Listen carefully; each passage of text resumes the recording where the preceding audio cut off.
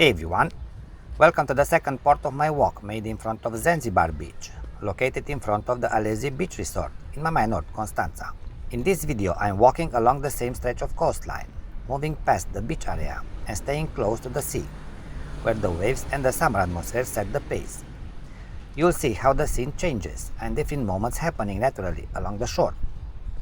Just another real walk by the Black Sea, simple, honest and exactly how it was that day.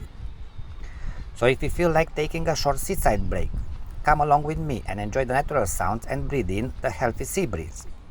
Thanks for being here. Cheers!